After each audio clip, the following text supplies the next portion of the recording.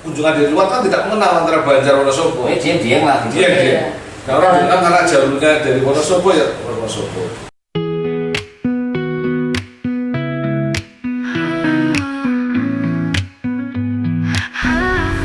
Oke, teman-teman subscriber Gema Gagasan, warga Banjarnegara maupun yang di luar Banjarnegara, kita kedatangan dua orang tamu ini yang luar biasa sekali.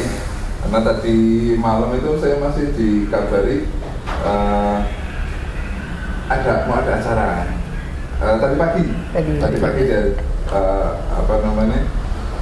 ada acara, ada undangan. Tapi ternyata malah mendelegasikan terus memilih hadir di sini. Itu apresiasi yang luar biasa.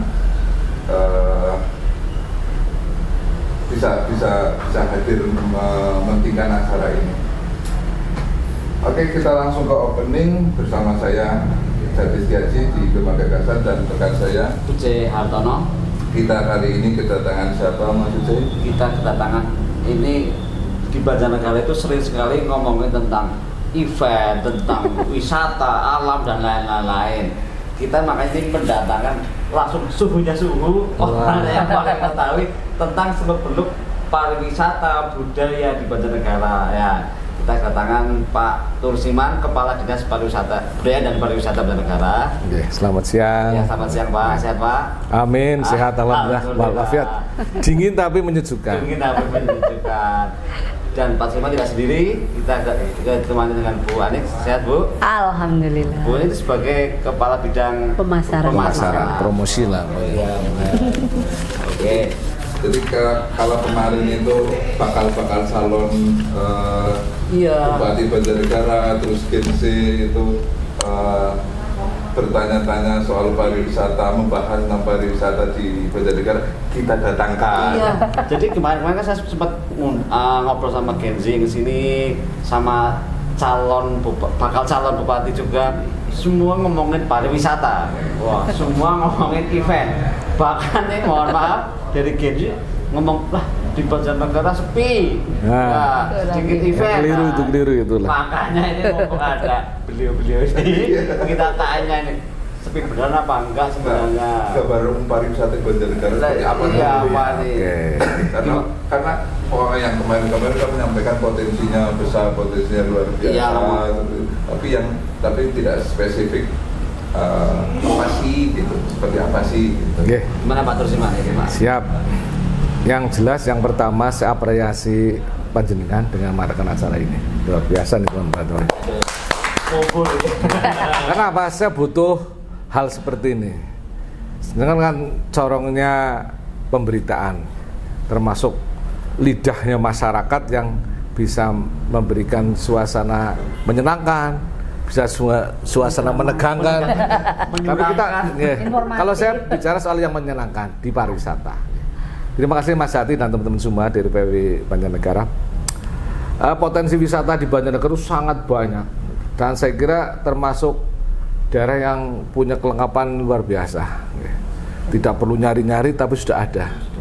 Jadi Banjarnegara ada potensi yang sifatnya alam.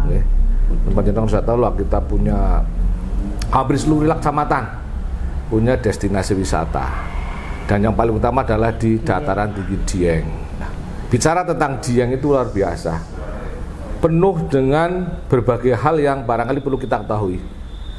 Wisata yang bersifat religi juga ada, wisata yang bersifat alam karena kondisi alamnya juga ada panas buminya, ada vulkanologinya, ada agronya, ada cagar budayanya, juga termasuk ada seni budaya di sana. Itu yang sifatnya alam di Dieng maksudnya loh. Ada esnya Pak. Ada esnya, termasuk fenomena baru frozen. Di bulan Juli sampai Agustus ya Bu Ani ya. Itu di Dieng ada yang namanya embun upas zaman dulu. Kalau sekarang lebih banyak pada peristiwa dinginnya sampai 0 derajat lebih. Sehingga ada minus. Terakhir kemarin minus 1,5 Pak ya. Dan tumbuh seperti bunga es di sana, ya es lah ya. Kalau kita kayak di kulkas.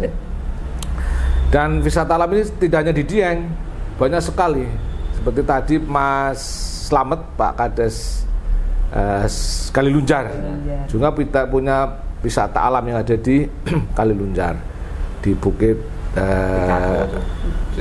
bukan, bahkan Situk ada Gunung Lawe, itu kan jajaran Gunung Lawe. Kemudian saya juga membentuk ada sungai kecil namanya Tikungan Kali Komprat namanya. Kemudian di lainnya ada curug, kita punya banyak curug di Giri Tirta, di Sarwodadi, sana juga di Kemiri ada, di Sangkalan juga ada, di daerah Kalibening juga ada Kaliangatnya, dan sekarang lagi ada air panas, air panas yang tidak mengandung belerang, dan itu memang dikonsumsi masyarakat untuk air minum, juga untuk pertanian, juga untuk mandi. Jadi kalau panjenengan pengen wudhu sing anget di Bitingan. Sambil terapi. Jadi kalau teman-teman habis capek berkeliling Dieng ke Bitingan saja, nanti kungkum itu terapi berkeliling. Yang dekat Tol Kayangan itu? Ya, sebelum Tol Kayangan. Ke arah sana. Tol Kayangan. Di sana. Itu yang alam banyak sekali. Kemudian yang sifatnya budaya saya sampaikan tadi banyak sekali. Kemarin saya ada acara di Gumelem, ada budaya Grebek atau mungkin Suran di Sunan Geseng, ada Sunan Gringsing, kemudian ada tadi di Kalunjar anak Oyot, Genggong. Kemudian di Sirukun ada namanya apa? Bendungan, Sebutenong sebagainya. Kemudian yang puncaknya nanti DCF, itu kan yang sifatnya budaya pemotongan rambut gembel, yang merupakan mungkin paling khas lah. Kayaknya di beberapa wilayah tidak ada yang seperti ini. Dan ini menjadi sebuah ikon yang di branding di Dieng Banjarnegara. Itu yang sifatnya budaya, dan itu punya budaya banyak sekali. Selain kita ada DCF, insya Allah besok tanggal 27 kita akan ada gelar budaya Kabupaten Banjarnegara, Culture Heritage Banjarnegara Festival ya, Night Culture Heritage Banjarnegara, tanggal 27 malam Minggu ya, malam. Itu 20 kecamatan akan datang ke situ dengan berbagai potensi seni budaya kita tampilkan di situ dan kita lombakan. Banyak lagi lah, banyak hal yang termasuk di Susukan ada Ujungan, tadi di Kabupaten ada Bendungan di Pedana. Ada di daerah timur, ada hampir semuanya. Kita punya klub-klub kelompok kuda kepang. Kemarin baru kita pentaskan di beberapa lokasi di Banjarmangu ya, Banjarmangu, kemudian di Mandiraja juga pernah. Nah di sini juga banyak. Dan insya Allah tidak mengecewakan masyarakat yang sini. Ada wayang, ada ketoprak sebagainya. Kemudian potensi yang lain kriya. Kriya mungkin lebih cenderung pada hasil UKM yang ada, tapi berbentuk ekonomi kreatif. Kita ada 16 zona ekonomi kreatif, termasuk potensi panjenengan untuk ekonomi kreatif juga ini. Bagian dari ekonomi kreatif, ya ada filmnya, ada musiknya, ada seni budayanya, ukir-ukirannya, ada batiknya, ini toko batik juga ini. Batiknya keramik dan banyak sekali, luar biasa. Ekoprint. Jadi luar biasa kita. Jadi tempatnya di mana? Di rumah bikinnya sendiri. Alamannya di mana? Oh gitu. Nanti bisa. Nanti kita punya Ekobara sih, jadi teman-teman bergerak di Ekoprint. Dan itu kerjasama dengan teman-teman Barik Indakop, termasuk insya Allah besok hari Sabtu kita juga bersama dengan BI di Purwokerto akan menampilkan ekonomi kreatif Banjarnegara di sana. Banyak hal lah, itu yang sifatnya kriya dan kerajinan hutan itu memang sangat diminati oleh masyarakat, dan kualitasnya juga tidak kalah dengan yang lainnya. Keramik walaupun mungkin perkembangannya sekarang agak tidak sebaik dulu. Panjenengan mengenal poci? Itu buatan Lampok, walaupun terkenalnya di Tegal. Tapi pocinya adalah buatan Lampok. Kalau tehnya sana. Itu yang kriya. Yang lainnya adalah buatan, wisata buatan banyak sekali. Banyak ya Pak ya? Ya termasuk kolam renang itu muncul sepanjang jalur. Surya Yuda, termasuk Surya Depa, seperti di beberapa lokasi yang dibuat untuk wisata banyak sekali. Silakan, mungkin sehari tidak bisa memenuhi kalau panjenengan jalan-jalan ke sana. Itu mungkin potensi wisata Banjarnegara. Kalau Potensinya banyak banget tapi ternyata ya.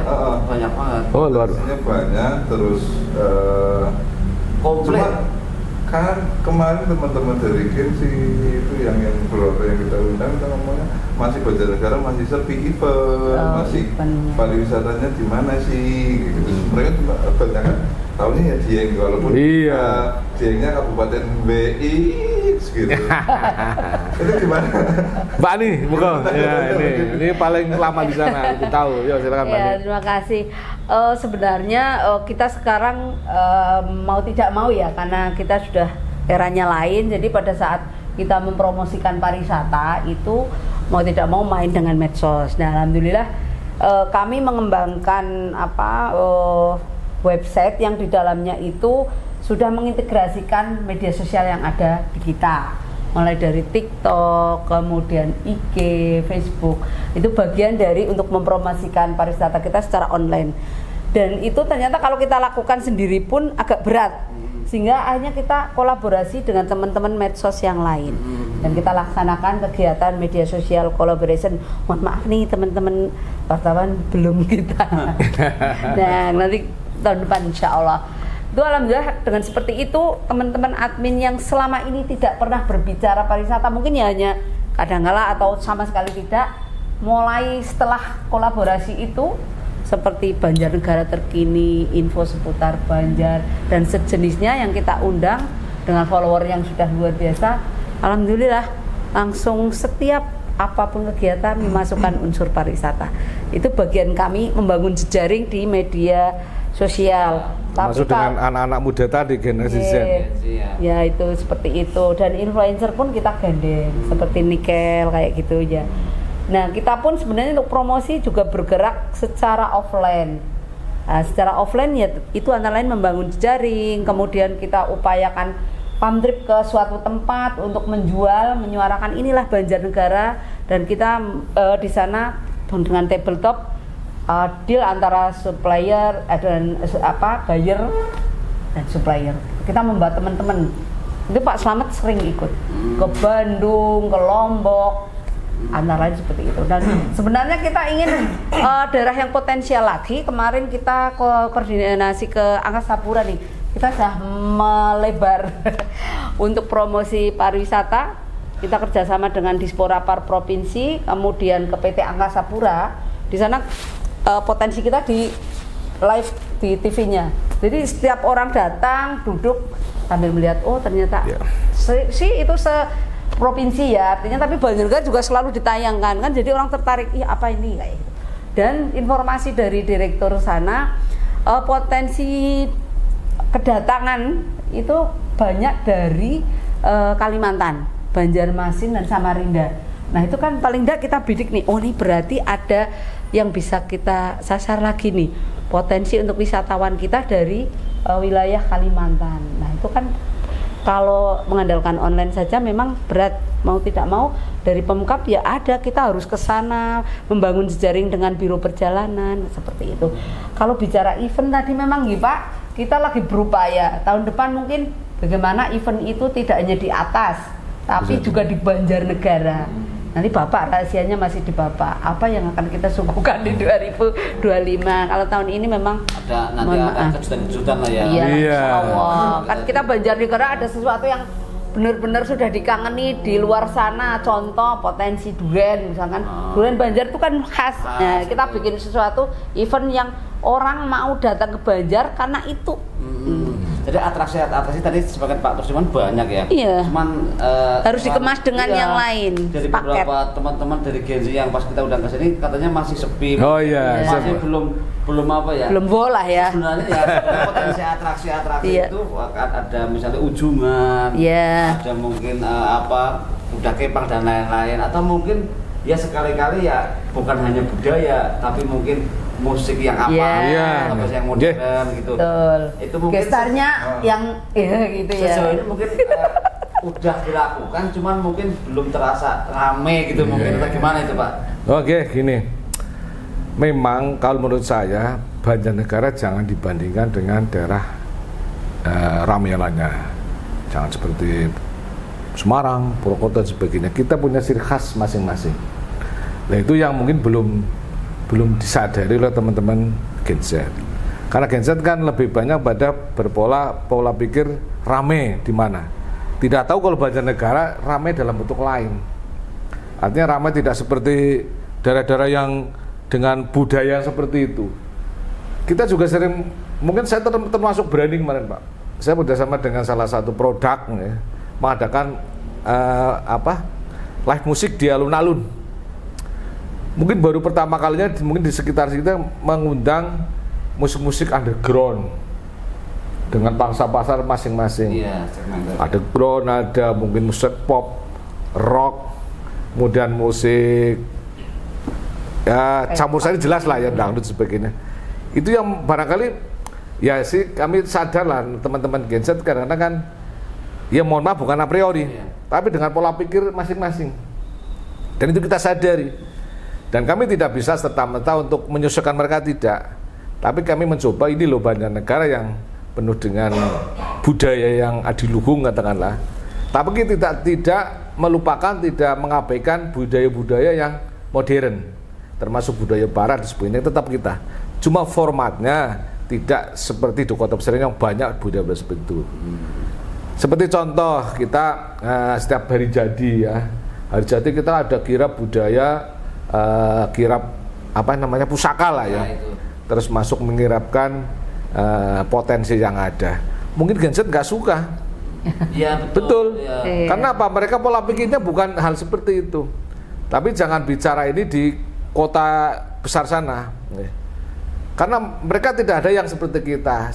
Saya sebenarnya bangganya begitu di Banjarnegara. Jadi kita perlu perhatian lah. Jadi misalnya bantuan dari PWI, monggo lah kita berikan pengertian kepada mereka bahwa Banjarnegara secara identitas memang seperti ini. Tapi kita tidak juga akan mengabaikan keinginan dari teman-teman yang lain. Bukan dengan harapan ya, yang lain. Untuk iya enggak. Ya. Dan kita fasilitasi Mas. Dan ternyata setelah kita mengadakan acara-acara seperti itu juga banyak minatnya. Embek, segmen terakhir mengadakan festival Embek di Rakitan. Yang nonton anak muda Mas. Tidak hanya cowok tapi cewek sekelilingnya. Itu Gen Z juga. Jadi mungkin sebagian Gen Z bisa mengenai itu, pakai sebagian Z berpikir lebih modern lagi. Tapi kalau bicara tentang modernisasi kesenian, Embek juga tidak kalah. Sudah dikemas. Tidak kalah modernnya. Sekarang kita tampilkan dengan panggung live. Kalau dulu mungkin orang nonton Embek di pinggiran lah ya, dengan alas kaki, alas tempat medianya tanah ya. Kita panggungkan dengan lighting yang luar biasa dan antusiasme masyarakat sangat tinggi waktu itu loh. Nah, ini cuma memang kita tidak bisa secara rutin masif dimanapun muncul, tapi gerakan-gerakan itulah tumbuh di masyarakat yang mungkin secara alamiah muncul di sendiri. Kita ada grup Embek itu 300-an ada kita. 300-an grup Embek di Banjarnegara. Ini ya, tidak hanya sekedar Embek tapi sudah ada modifikasi, lighting dan lain-lain. Luar biasa. Yang mendem tetap ada ya kan ya. Karena itu menarik itu. Iya, cuma pada saat pentas memang kita batasi bukan tempat untuk mendem-mendeman, tapi menampilkan relasi tari-tari sebagainya. Tapi yang kesurupan menjadi daya tarik. Waktu kita di Kota Lama ya, yang mendem tadi Sitra Bu Ani dari kita tampil habis duhur Pak ya. Setelah duhur kita sampai habis waktu jam asar masih ada yang mendem. Sampai maghrib tuh kira-kira bukan orang Banjar. Orang Banjar, orang Jakarta. Jadi mungkin Gen Z punya pangsa sendiri. Jadi Mas mendemnya lugu-lugu ya. Gini-gini kayaknya kayak gini. Tapi sama gerakannya hampir sama iya. Dan kelihatannya saat kita endang Embek itu gerakannya gerakan Jawa lah. Jawa ya. Oh iya. Dan masing-masing. Pak, terus kalau boleh tahu PAD dari sektor pariwisata berapa, terus ada targetnya berapa sih Pak? Oke. Kalau kami kalau saya lebih banyak pada target kunjungan wisata, terutama yang dari Dieng. Kalau tahun 2023 kita 1.100.000-an lah ya. Mentoni ya itu tambahlah 1.200.000-an pengunjung wisata itu yang tertera di karena tiketing. Tapi kalau dilihat dari kunjungan wisata secara keseluruhan itu lebih besar lagi. Untuk target PAD memang kita hanya mengandalkan objek wisata di Dieng sama Curug Pitu. Kalau baru itu yang dikelola. Iya, dikelola Pemda. Kalau BUMD ada di Suruling Mas, ya, ada. Cuma itu BUMD, jadi kita tidak termasuk di situ. Karena ada omongan kayak gini bahwa Dieng dikatakan milik sebelah, tapi PAD punya sendiri. Iya, betul. Gitu ya. Cuma kan gini ya, beberapa masyarakat juga agak ya itu kan 80% punya Banjar sebelah. Jadi masih ada kayak rasa kedaerahan ini kalau di Indonesia NKRI-nya. Iya. Enggak, itu punya Banjar. Nah, ini ada nggak upaya-upaya khusus dari mungkin dari dinas ini untuk enggak ini dia yang punya Banjar? Nah, itu ada nggak mungkin? Ya secara administratif memang Dieng masuk Dieng Kulon ya. Dieng yang objek wisata masuk di Banjarnegara. Apa aja Pak? Coba mungkin yang ada yang terbagi jadi 2 zona. Zona pertama ya di sekitar kawasan dataran tinggi yang ada yang sekarang ada Kawah Sikidang, Kompleks Candi Arjuna dan sekitarnya. Ada museum, ada Aswatama dan sebagainya. Termasuk yang baru di skuter itu ya. Di Bukit Skuter sebetulnya juga ya. Berdada di zona 2. Dan di zona 2 banyak, mulai dari Kawah Candra di Muka, Telaga Berdada, Telaga Suwi, Sumur Jantunda, Dringo, banyak banget. Dan itu sangat luar biasa. Dan kalau bicara memang tadi menyinggung masalah administratif memang betul.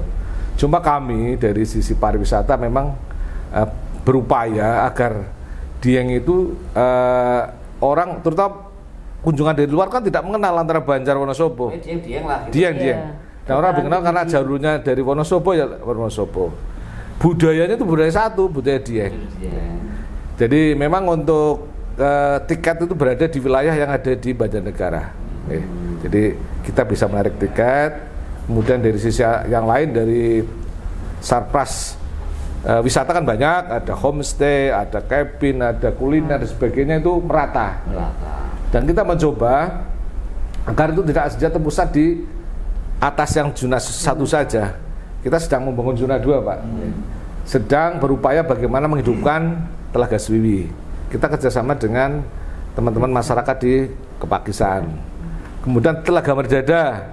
Ini 2 tahun berturut kita masukkan anggaran untuk penataan di Telaga Merdada.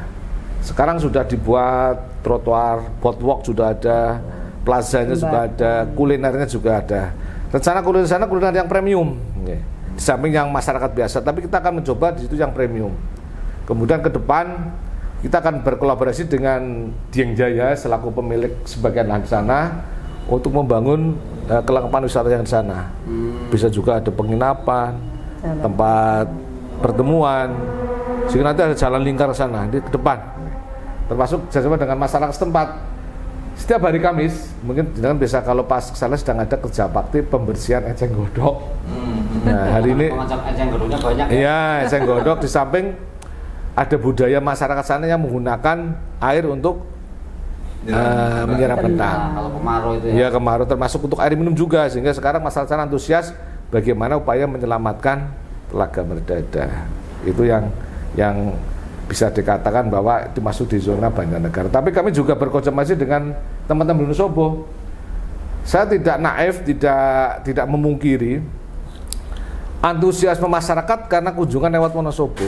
Pintunya dari Wonosobo, nggak masalah. Tapi sudah ada secara alamiah ada pembagian tugas masing-masing. Yang Wonosobo, yang di Wonosobo, yang Banjar. Jadi kalau ada kesan milik Wonosobo itu mungkin salah lah ya. Yang milik dua wilayah, cuma wilayah kita lebih besar di ya 80%. Administratif dan destinasi. Kemarin kita akhir pekan ke sana juga jalannya udah mulai lumayan padat. Padat sekali. Karena di sepanjang perjalanan itu banyak sekali muncul objek-objek baru. Gitu. Destinasi baru. Dan tambah lagi sana. Saya pernah berangkat Gasik habis subuh ya. Habis berangkat ternyata di sekitar itu sudah ada orang yang menikmati sunrise tapi di pinggir jalan, tidak perlu naik ke Sikunir ataupun Gunung Perahu di situ. Nah, itu yang kadang menjadi masalah juga, macet gitu. ya. Sambil lewat situ sambil memata-mata ini udah ada objek apa lagi. Dan mereka tumbuh dari kalangan swasta, dari yang punya lahan di situ, view-nya bagus, akan memunculkan destinasi yang baru, termasuk tempat-tempat untuk istirahat. Tentu anggrek. Salah satu yang menjadi bahwa Dieng milik Wonosobo itu kan karena mungkin akses ya. Iya. Kemudahan akses ketika wisatawan lewat Wonosobo. Nah, kaitannya untuk akses dari Banjarnegara itu angan-angan apa bisa kenyataan apa seperti apa? Karena juga melihat kontur tanah juga beberapa kadang ambles, kadang apa, atau mungkin bisa menyedot dari tol Pekalongan itu, atau seperti apa nih kaitannya untuk akses lewat Banjarnegara? Iya.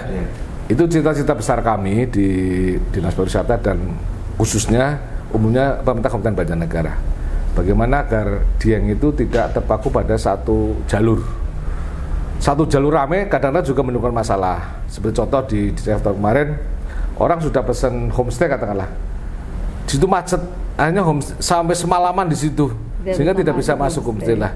Ini yang menjadi pemikiran kita bagaimana agar memecah pengunjung tidak hanya lewat jalur Mbawen sini, tapi bagaimana kita bisa mulai dari arah barat dan utara.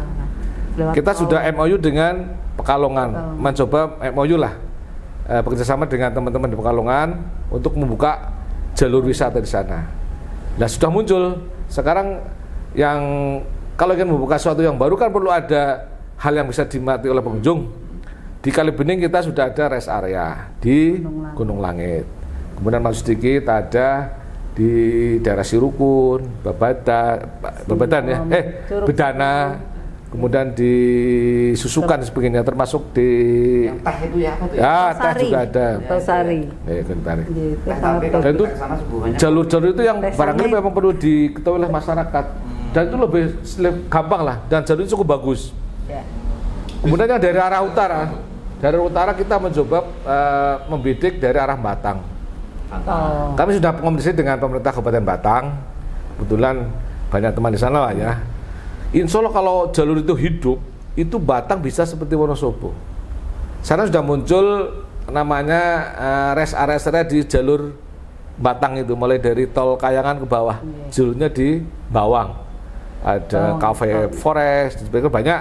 Apalagi kalau sudah jalan yang memadai. Nah, ini kami sudah berkomunikasi dengan Kementerian PUPR, kalau itu jalurnya sangat ekstrim dan dibutuhkan anggaran cukup besar dan hanya mampu dibiayai oleh negara atau pemerintah pusat ya, kita perlu sounding ke sana. Kalau PWD kita kurang, Pak. Iya. Jalurnya enggak. Nah, di samping itu kita juga bisa memanfaatkan jalur dari kota.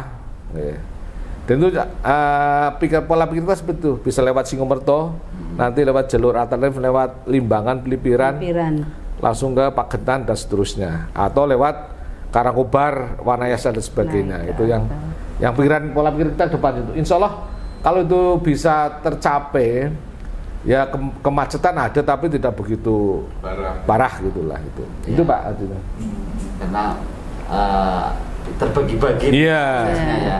Kalau berarti balik itu kaitannya dengan kunjungan dari Kalimantan misalnya itu yang itu masih terfokus ke Dieng atau udah ke wisata-wisata lain di Banjarnegara? Wisata lain pendukung. Sementara memang Dieng menjadi ikonnya, jadi penariknya di situ. Turun ke Banjar biasanya Pikas yang jadi tujuan. Ya. Oh iya, cerita langsung ke Serayu ya, maaf Pak ya. Paketnya ya alhamdulillah Banjar punya Pikas ya yang memanfaatkan Sungai Serayu. Arung Jeram. Jadi sementara ini kunjungan yang kita lihat kalau menuju ke kota Banjar itu paketnya Pikas naik, atau yang berkembang lagi sekarang di Kampung Gagot.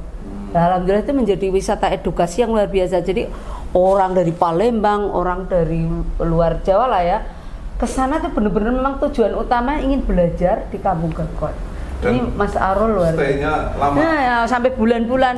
Dan ini kan sesuatu yang di luar dugaan kita. Ternyata sebenarnya di Banjarnegara masih bisa diekspor dan dikembangkan luar biasa. Ada lagi nih di Pakedongan yang kita juga nggak nyangka ya, teman-teman Pokdawis di sana terutama anak-anak mudanya seperti Mas Mark di CS. Oh iya, Curug ya. Curug ya, ternyata itu menjadi apa ya, tawaran lagi bagaimana berwisata malam di Banjar. Itu akan muncul di Google ya pada saat ke Banjar, kemana lagi ya pada saat malam hari muncul di situ wisata Curug. Tuh, seperti ini. Kalau untuk Banjarnegara pariwisata khususnya selain tadi akses cita-cita bersama, akses aktivitas di jalannya itu, grand design pariwisata di Banjar itu pengembangannya seperti apa sih? Oke, siap. Kami sedang menyusun Riparda, rencana induk pariwisata daerah. Jadi kita grandisnya adalah mengoptimalkan potensi yang saya sebutkan tadi. Kalau memang menyangkut destinasi wisata ya kita akan mengembangkan jadi seluruh wilayah Banjarnegara. Objek utama adalah Dieng, penyangganya adalah desa-desa sekitar, termasuk penyangga dari sisi bawah, sisi utara, selatan itu yang nanti akan menuju ke Dieng, itu pola-pola seperti itu. Dan kita juga tidak melupakan potensi wisata yang ada di daerah bawah sini. Banyak sekali Pak, jadi yang itu nanti bisa menjadi tujuan wisata setelah Dieng. Jadi branding keluar, jadi itu adalah Diengnya, nah yang ini adalah sebagai destinasi penyangga. Penyangga ya, itu masuk. Gitu. Dan kita juga tidak harus melupakan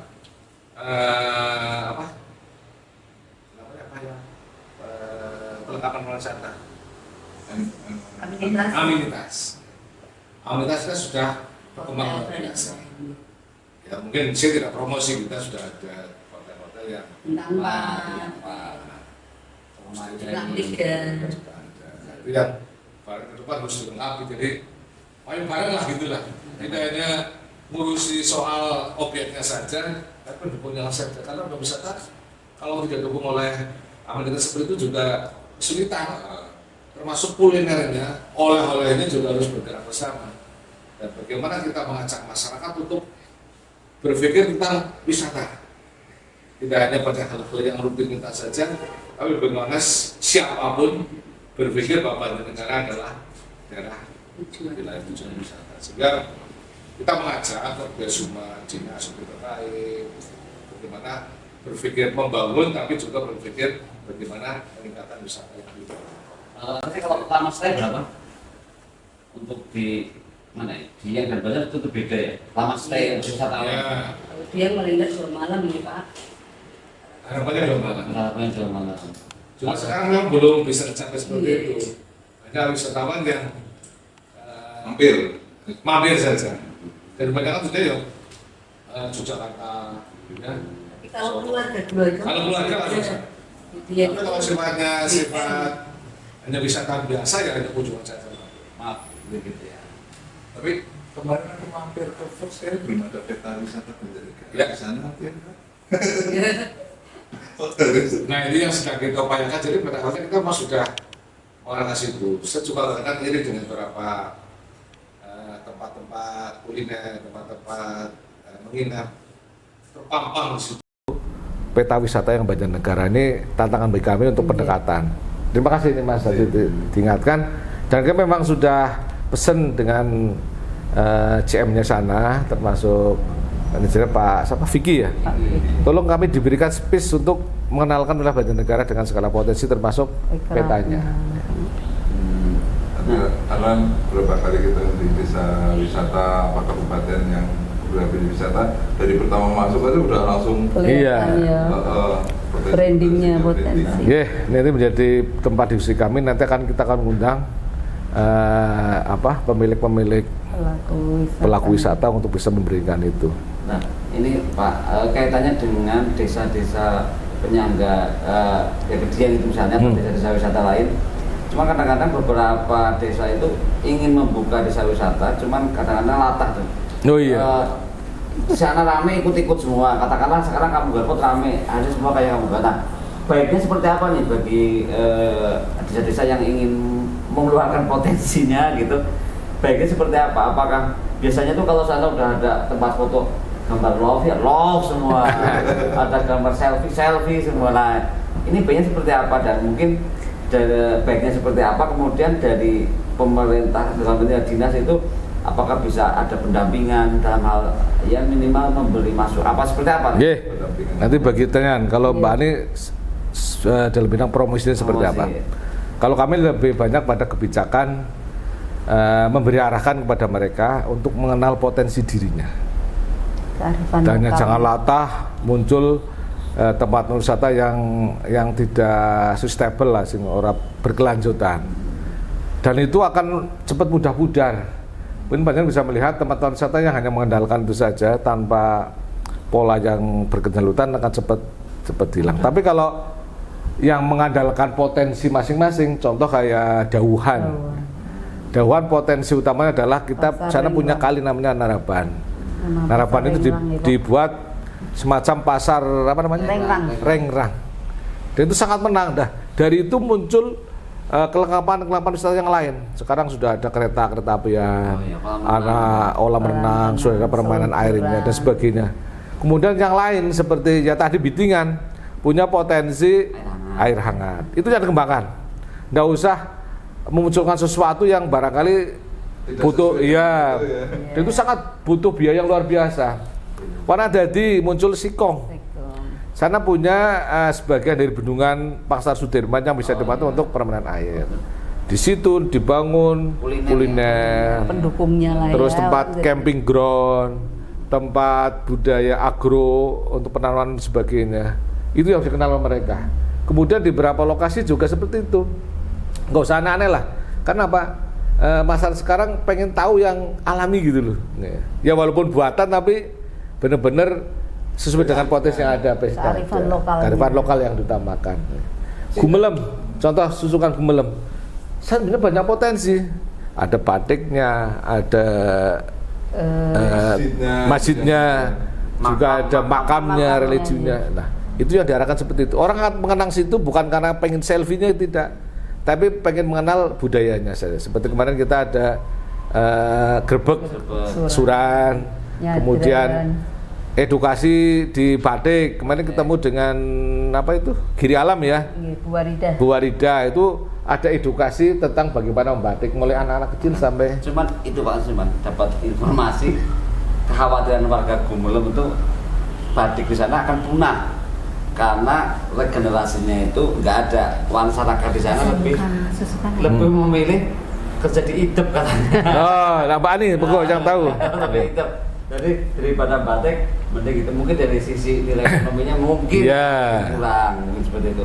Mungkin ada harapan dari mereka tuh. Coba kalau misalnya dari pemerintah ada hari Kamis batik apa-apa. Iya. Mbak Ani, kita punya cita-cita pengen apa gitu, silakan. Kalau untuk melestarikan batik Gumelem, sebenarnya alhamdulillah di SMK Susukan sudah dibuka satu kelas khusus anak-anak yang benar-benar tertarik untuk melestarikan itu. Dan saya lihat satu kelas juga lumayan penuh. Nah ini kan kalau memang bisa menarik bahwa batik itu menjadi sesuatu yang bisa menjanjikan.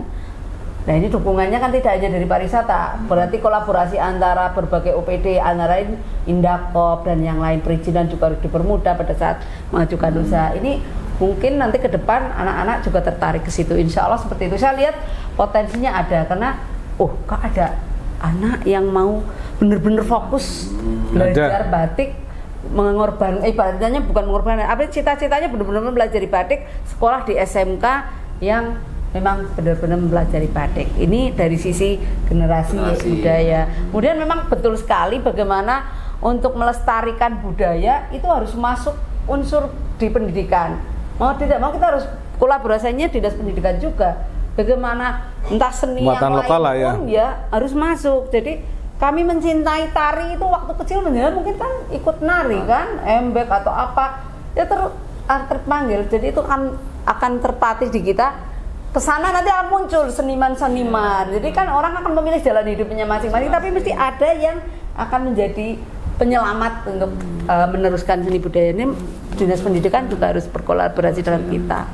Insya Allah sih ya di sana muatan lokal seperti itu. Kemudian ke depan kita akan menggelar dan kepenginnya kita aja semoga batik yang bisa dipakai oleh Oh.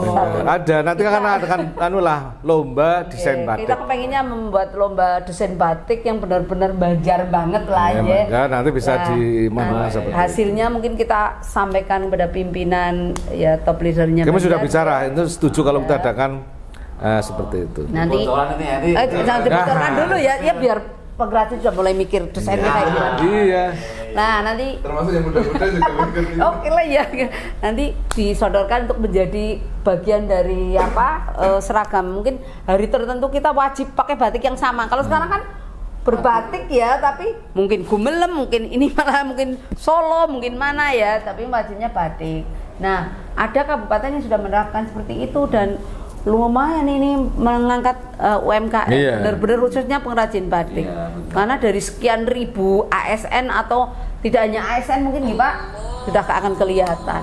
Nah itu memang kita semua yang harus ini, terutama yang kita lah yang di pemerintahan nih Pak, yang punya kewenangan untuk lebih mengatur bagaimana mengangkat mereka dengan cara-cara seperti itu.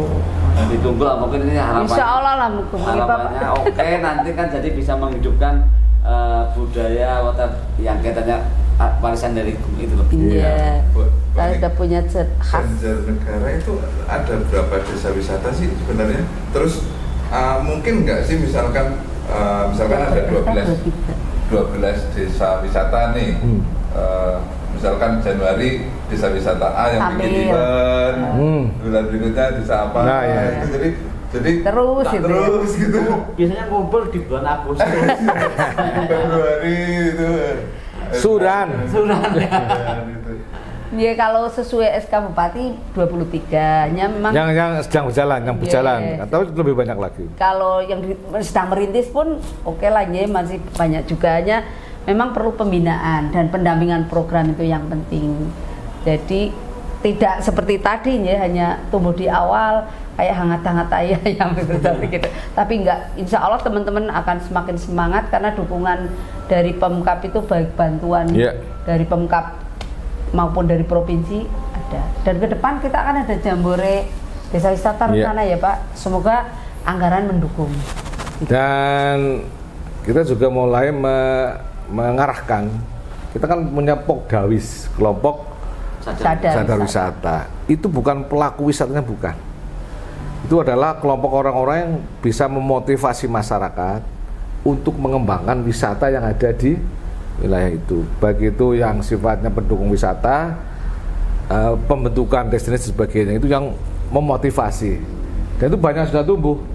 Bisa tumbuh dari BUMDes mungkin mengelola wisata, perorangan juga boleh. Nah ini yang sedang kita upayakan, tumbuhnya desa yang seperti itulah. Tapi kepengen seperti tadi Pak Jati membuat semacam pemetaan seperti itu. Tapi betul tadi, desa wisata biasanya identik dengan budaya yang setempat.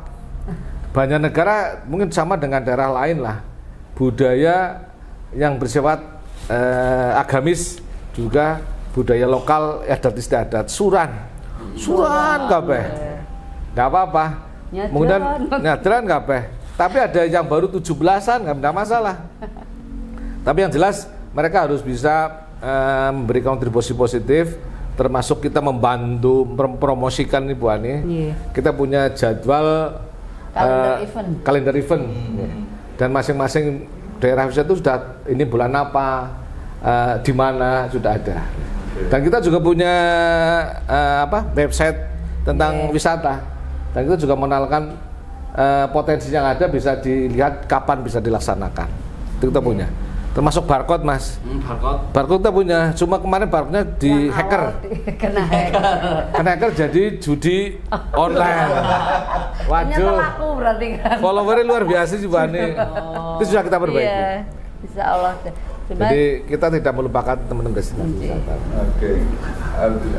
Maksudnya ketika masing-masing desa wisata itu kan barangkali kan punya kesenian gitu, misalkan kayak kuda kepangnya itu dikemas terus difokuskan untuk desa ini, terus bulan berikutnya ke Ujungan misalkan, kalau bulan kemarau ya nanti ujungannya pas di bulan Kemarau, ya. gitu. Yang mendekati musim hujan gitu. Sama ini mungkin ini harapan dari beberapa pelaku wisata yang bukan di Dieng ya, upaya apa ya mungkin artinya biar mengalir, jadi dari atas itu bisa akhirnya panayasa ke bagian yang dawan, bisa mungkin ke tempat Mas Kampleng tadi lah. Biar artinya kan sekarang memang kalau untuk Dieng itu kayak lebih udah nasional banget, internasional Iya, malah udah mungkin. nasional. Cuman yang di bawah-bawahnya mungkin di Kali Bening ternyata udah ada itu gimana, mungkin ada di sana ada papan penunjuk atau apa ya? Ya, yang jelas memang kita harus berubah mindset, Mas. Jadi bagaimana kita mengelola wisata itu dengan cara yang baik. Artinya kita buka paket-paket wisata yang melihat suasana potensi yang ada. Ya saya matur tadi, dia sebagai sumber utama, lainnya penyangga. Jadi kita nanti mengarahkan pada teman-teman, terutama para pelaku wisata, leader dan sebagainya, agar mereka wisata yang itu tumbuh dengan polanya masing-masing. Katakanlah mau wisata yang edukasi, keterampilan, ajak saja kita ke daerah Kelampok, Mandiraja, Susukan, itu tematik lah. Mungkin kalau yang sifatnya mau yang wisata alam, kita bisa menunjukkan di mana saja dengan jangkauan yang memadai. Tapi harus didukung oleh sarana-prasarana yang ada, mungkin transportasinya, infrastrukturnya, juga lain-lainnya. Dan kami memang sering kesulitan untuk bisa memaketkan itu karena mereka masing bergerak masing-masing. Belum ada jaringan yang barangkali sesuai hati mereka lah. Ya contoh tadi Pak Slamet, mbok gawe jaring karo teman-teman di sekitarnya. Sana kan punya Gunung Lawe. Ya dipadukan kan iso wae. Nah itu yang iya lah, itu yang barangkali memang menjadi lahan kami untuk bisa motivasi untuk. Di samping kita juga menyiapkan sarana-prasarana yang ada. Kami kepengen seperti punya tempat-tempat shuttle lah. Shuttle yang mungkin berhenti di Banjar terus nanti keliling pakai mobil kecil kemana ya kita. Dan itu yang barangkali perlu diintegrasikan dengan teman-teman yang lain. Sambil belanja oleh-oleh. Iya lah itu. Aduh kadang itu tantangan berat bagi kami. Menghilangkan, ya mohon maaf, menghilangkan pola sentralisasinya. Egonya. Jadi harus benar-benar, ayo kita kalau memang ini menjadi sebuah tempat wisata ya bareng-bareng ayo gitu loh. Harapan kami dari wisata seperti itu. Makanya di sini, hidupnya di sini, iya. katanya di sini. Bagaimana masyarakat bisa lebih lama tinggal di Banjarnegara? Nah itu betul tadi Mbak nih. Ayo kita kalau desa wisata sudah terkenal. Bagaimana kita akan mengadakan event-event yang di kota? Ya. Dulu ada namanya Parakiwa katakanlah Sayulah. Itu yang ke depan kita tumbuhkan. Nanti kan tempat wisata lain akan mendukung juga mungkin. Itu harapannya ke depan seperti itu. Ya. Semoga itu nanti bisa segera terrealisasi. Amin. Penguatan desa-desa wisata kan akan menjadi lebih kuat lagi. Iya. Lama tinggalnya juga semakin lama. Cuman kalau melihat sejauh ini ya tadi Pak cuma menyampaikan bahwa harus siap kaitannya infrastruktur, kaitannya. Ini sejauh ini kalau lihat desa wisata jangan-jangan Mbak Ani udah promosikan banget. Kesana susah. Sampai sana angel. Ekspektasi gitu loh. Sejauh ini mungkin kesiapan dari Pak Sun melihat desa-desa wisata di Banjarnegara udah benar-benar siap belum sih? Atau jangan-jangan udah dipromosikan datang 1 bis masih oke, tapi datangan 2 bis, 3 bis bingung gitu itu. Atau datangan tamu dari luar kota yang bahasa Inggris bingung ngomongnya. Ada pelatih. Ya kalau saya mengamati memang ada beberapa destinasi yang sudah siap seperti itu. Tapi memang ada beberapa destinasi yang masih perlu dimotivasi, diarahkan agar bisa menerima kunjungan wisata yang rutin, yang besar sebagainya. Nah, ini perlu kerjasama dengan semua pihak.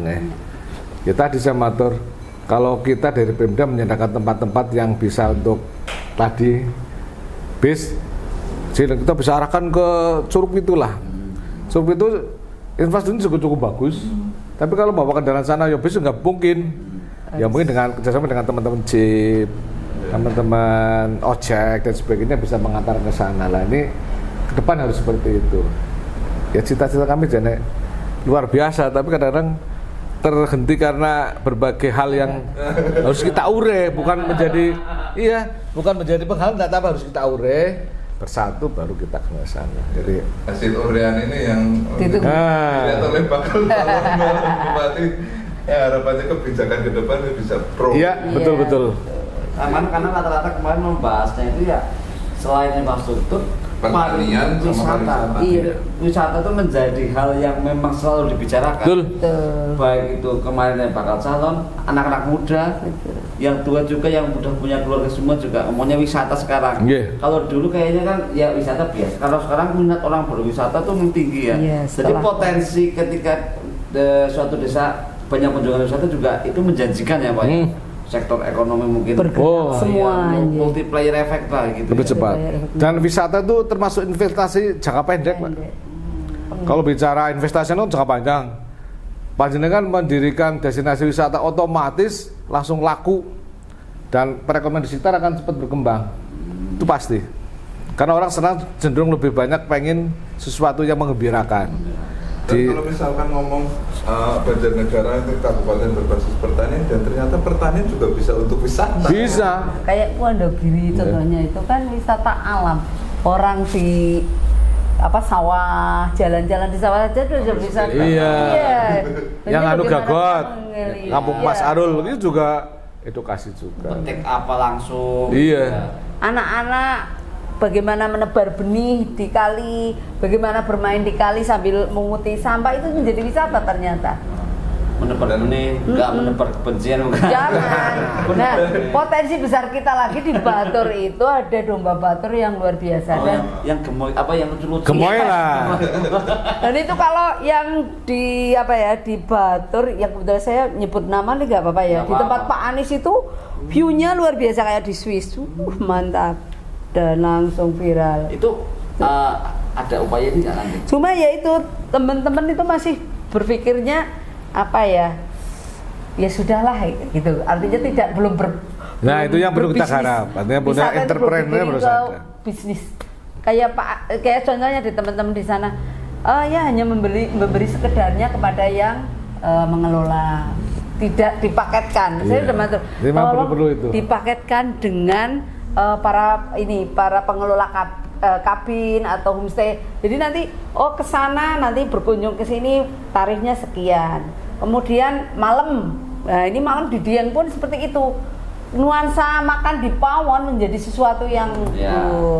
ternyata itu menjadi tujuan Yeah. juga. Nah, Sederhana tapi ternyata menarik ya.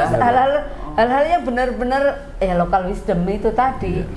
Itu yang ternyata dicari orang-orang kota. Dan kayak di Dawan itu ya Bu, Pasar. kemarin main ke sana dan nggak ada sinyal dan itu ternyata jadi Masalah. menarik Oh. ternyata. Jadi Iya kan? sana Hidup daerah- tanpa itu. buat orang kota itu Iya. penting. Lepas dari gadget Betul sebentar, sekali. penting. Nah, hal-hal yang seperti itu yang menjadi daya tarik. Jadi teman-teman pengelola destinasi wisata, entah itu desa wisata dan yang lain, dia menemukan sesuatu itu. Contohnya, kok ternyata kayak gini menarik, dikaji. Oh, berarti ini menjadi nanti yang akan dipromosikan antara lain itu. Karena makan bersama tanpa megang HP juga sekarang Iya. suatu yang langka. Iya. Sudah langka. Iya. Betul. Makan kayak gini. Kita Betul, dekat betul. tapi hatinya tidak dekat. Ya. Jadi yang mungkin memang sekarang nuansa wisata sudah berbeda-beda. ya. Kalau dulu orang hingar-bingar, sekarang hidup menikmati suasana, makan bareng, suasana tenang, tidak Makan di Pawon itu. Di Iya, Pawon itu- itu luar biasa. Tinggal bagaimana Iya. dikemas secara Iya. menarik, eksklusif. Iya, padahal makanannya ya benar-benar sederhana seperti itu. Ternyata saya tanya teman-teman guide di Dieng, itu menjadi sesuatu sangat sesuatu karena begitu masuk di lingkungan Pawon dan itu juga sekarang jarang Pak Iya. ternyata di sana. Itu mereka sudah benar-benar melebur minang goreng sendirilah segala macam padahal di Pawon.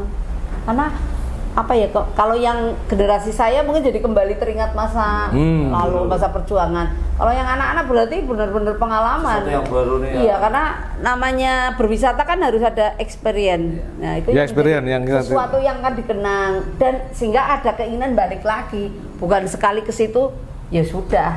Tapi kita Jadi kangen berupaya ya. bagaimana ada yang mengikat suatu saat ingin kembali.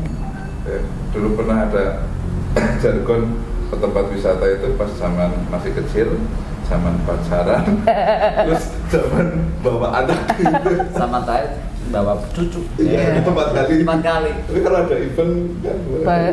Memang kalau destinasi mau berkembang ya harus mampu menghadirkan event. Iya.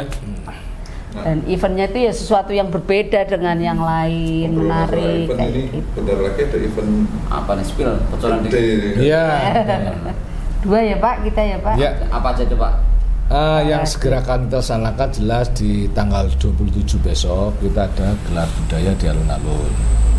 27 Juli. Oh, iya. Iya. Besok silakan dinikmati besok. Ya kita mencoba menampilkan potensi seni budaya yang ada di masing-masing kecamatan. Kayak apa misalnya Pak mungkin? Ya contoh seperti bentuk tari-tarian, juga mungkin ada sendera tari, ada potensi seperti tadi, ada yang kayak ujungan, kayak apa sebagainya, nanti kita akan sesuai dengan potensi masing-masing. Kecamatan. Jadi kita tidak batasi harus seni yang seperti apa, enggak, pokoknya bebas silakan. Yang penting berpenampilan, termasuk ada sesuatu yang menjadi cerita di sprint tadi. Kemudian kita juga akan berkolaborasi dengan teman Pokdawis Pandawa di Dieng Kulon. Dieng Cultural Festival itu akan terlaksana mulai tanggal 23 sampai dengan 25 Agustus. Dan itu memang sudah kita persiapkan, berkolaborasi. Kita dari pemerintah daerah yang membackup lah, mendukung. Tapi yang akan melaksanakan secara langsung adalah dari teman-teman Pokdawis Pandawa di Dieng Kulon sana. Dan sudah siap untuk dilaksanakan, sudah kita launching. Pak Bupati langsung untuk menyampaikan akan segera dilaksanakan dan tinggal persiapkannya saja. Ya sudah 10% lah tinggal. Termasuk anak gembel yang nanti akan disyukur sudah kita inventarisir. Kalau kita tidak nyetop itu sampai berpuluh-puluh. Kemarin yang daftar ada 30 anak. Banyak ya? Sudah kita kurasi, yang paling kita hanya menimbulkan 9 sampai 10 anak nanti. Itu kan harus dituruti ya. Yang Iya. Kalau saya mendadak gembel saya Nggak bisa.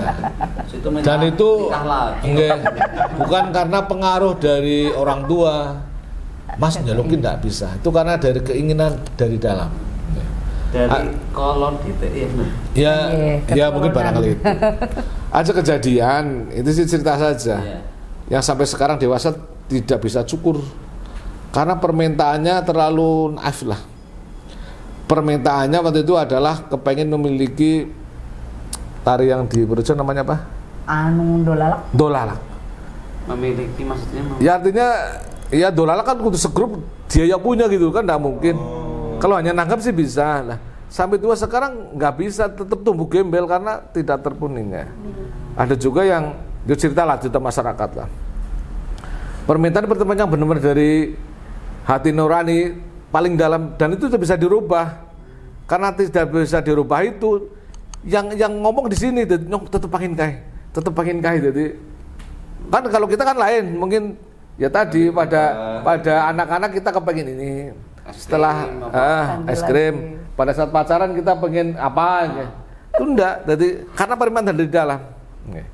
Kalau terakhir kemarin ya ada minta sepatu roda, ada yang minta gadget, anak dan sebagainya. Ada yang minta ini ya, anak angsa itu loh, meri ya. Kentut ibunya. Jadi ada plastik isinya, tiba-tiba isinya kentut dia. Kalau nggak percaya tak lubangi. Dan memang aneh, dan itu tidak bisa kesetir. Termasuk anak tersebut tidak bisa menyesuaikan pengen apa gitu, karena permintaan yang dalam. Kemudian selain budaya kita mengembangkan budaya yang asli, kita juga nanti akan budaya yang sifatnya ke seni, yaitu ada seni-seni tradisional yang kita tampilkan. Itu malah lebih banyak pada saat itu karena temanya adalah back to journey, artinya kembali kepada perjalanan dulu. Lebih banyak budaya, termasuk bagaimana kita mengeksplorasi, menampilkan budaya-budaya yang ada di sekitar situ, baik ada di Dieng Kulon, Dieng Wetan, masyarakat setempat yang ada di perbatasan dengan Batang, Patu dan sebagainya, sehingga banyak. Target kita nanti ada sekitar 30 senian yang akan tampil. Dan itu nanti mulai pada hari pertama dan kedua. Oke. Di samping itu juga ada konservasi Mas. Jadi hari pertama nanti kita akan melaksanakan kegiatan bersih kawasan dataran tinggi termasuk penanaman pohon untuk dalam rangka konservasi lahan. Itu hari pertama, termasuk kita mempromosikan dengan minum porwaceng ada. Masal. Kemudian yang lain termasuk di situ juga buka stand-stand UKM yang nanti akan menampilkan segala potensi UKM yang ada di sekitar situ. Kita kurasi yang bagus dan kita tidak melarang tapi membatasi mungkin jenis-jenis UKM yang dari luar. Kalau dulu kan sering ada jajanan seafood, nah jadi kita dilarang tapi jumlahnya dikurangi, dibatasi ya, artinya kita utamakan produk-produk lokal sana, lokal wisdom. Ini kan banyak sana dari makanan, kerajinan dan sebagainya. Setelah itu kita juga ada penampilan pendukung seperti jazz di atas awan lah. Itu masa rahasia kami, jadi tidak kita rahasia karena itu nanti akan tergantung pada kemampuan kami dan sponsor. Kalau sponsor biasanya dari tahun ke tahun selalu Kalau sponsor sih kami persilahkan, artinya katakanlah kalau panjenengan sponsori siapa dipromosikan tidak masalah. Tapi kalau kami yang dari lokalan kita, dari panitia, jelas terkenal semua nanti, tapi tetap kami rahasiakan. Iya, rahasiakan. Penano prestis lah. Kemudian ada kegiatan terus ada lampion, itu sebagai puncak acara malam hari. Lampion. Termasuk juga ada kita mengundang pengajian juga ada nanti di hari terakhir. Termasuk diskusi budaya juga ada, diskusi wisata di hari ketiganya. Kongko budaya. Jadi lengkap lah. Oke, berarti tema DCF 2024 itu Back to Journey. Iya, kembali ke 23 sampai 27 Juli. 23 sampai 25. 23 sampai 25 Agustus. Ini kan yang ke-14. Jadi DCF kita ada yang 14. Ya kita mencoba mengevaluasi dari dulu kilo kepengin sesuatu sing benar-benar biar mereka tahu tentang budaya yang ada. Sih tetap kita ada yang lebih modern seperti sebagainya, tapi tetap tidak melupakan potensi lokal wisdom. Berarti yang tahun kemarin yang sebelumnya udah pernah datang di DCF perlu datang lagi. Ya, betul. Setuju sekali. Jadi kalau untuk biasanya ini kan masih ada jeda sebulan lah ya. Iya. Wisatawan yang pengen datang pas DCF itu apakah tiket itu sudah mulai dijual, terus kemudian biasanya kadang-kadang udah dapat tiket tapi lupa belum homestay gitu gimana? Iya betul. Jadi informasi dari panitia memang pada saat dibuka yang lewat online itu langsung berjuta pemohon. Dan sekitar yang kita sediakan sampai 4.000 memang sudah langsung sold out. Ya memang masih ada kesempatan yang barangkali lewat lecture tour kan ada, mesti kita kerjasama. Kadang anak sudah pesan mungkin tidak jadi. Tapi kita tetap membuka peluang karena apa? Besok kita berusaha bahwa sesi pemotongan rambut gimbal tidak pada satu waktu saja. Ini kita dibuat 2 sesi dengan perbedaan waktu. Jadi mungkin untuk waktu pertama ya yang dari lewat pesan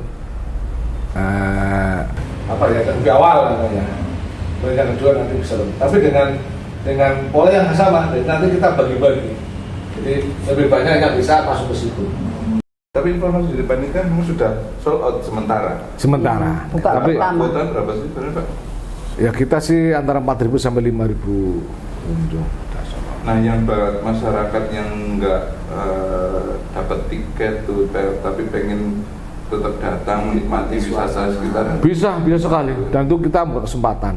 Kan ada momen-momen yang tidak harus tiket khusus DCF. Kita bisa berkunjung di lokasi. Cuma ya pas kira bisa saja atau masuk di karena objek wisata tetap buka. Tetap buka, jadi kita tidak menolak kunjungan. Kalau yang itu sebenarnya bukan tiket Pak. Partisipan dan pembelian untuk ini merchandise. Ya, jadi ya kembali lagi kita mengenalkan budaya. besok pakai, ada yang pakai jarit itu, pakai caping, batik, terus ada berapa yang berupa oleh-oleh lah.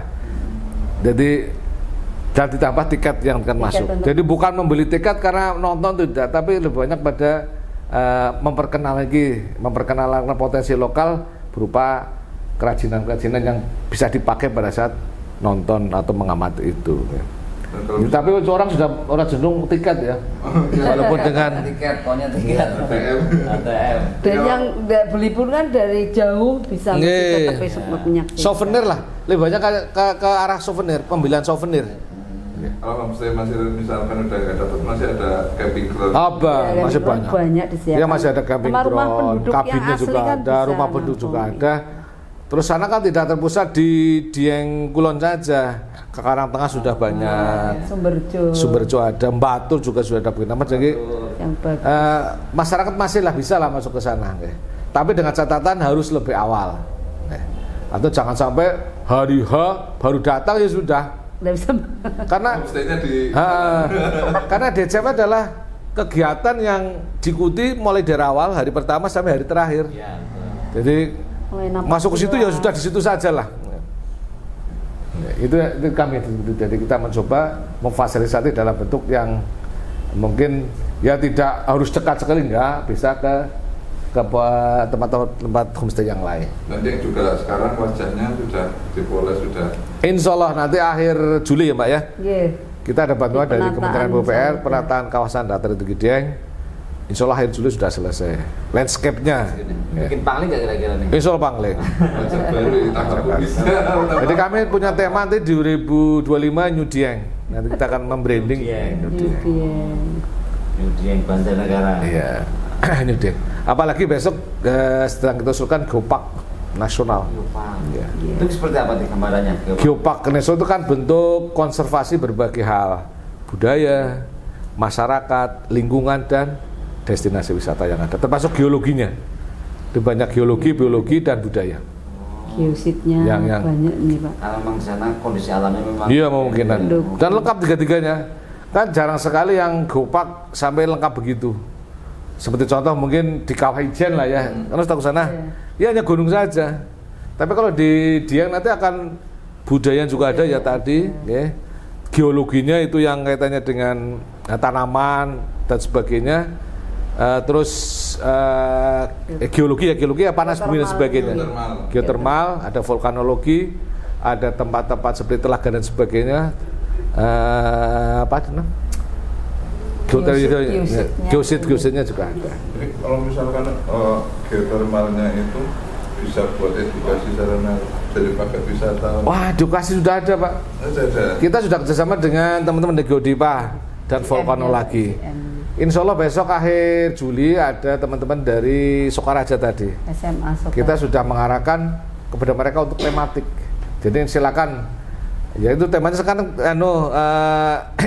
edu wisata. Jadi nanti mereka ada yang bisa berkunjung di Geodipa, bisa berkunjung di vulkanologi, bisa berkunjung di kawasan destinasi wisata itu. Jadi lengkap lah kita, jadi edukasi semua Mas. Dan kita juga ada cuma laut ya? Ya laut. Dan sudah ada edaran surat bupati Pak. Ya, kita sudah mengedarkan ayo plesir maring Banjar. Nah, jangan jauh-jauh ada edaran plesirnya. surat bupatinya untuk anak-anak sekolah. Nah ini kaitannya dengan ayo plesir maring Banjar. Nah ini Bu Ani ini. Nah silakan Mbak Ani. Gimana nih kaitannya dengan silahkan untuk promosi wisata Banjarnegara, mungkin bisa disampaikan nanti seperti apa Banjarnegara punya apa aja, Banjarnegara kok harus berkunjung di Banjarnegara itu ada apanya, wisatawan itu bisa ngapain aja, monggo. Ya kalau kita bicara Banjarnegara, kalau kita biasa nih kemana-mana sih, ayo plesir maring Banjarnegara, kowe ming Banjarnegara sedina, kowe arep seneng, kowe arep bahagia, mendapatkan semuanya. Karena di Banjarnegara itu lengkap dari budaya, alamnya, kemudian dari ekrafnya, oleh-olehnya, semua mengesankan. Monggo ke Banjarnegara, the heart of Central Java. Kan jantungnya.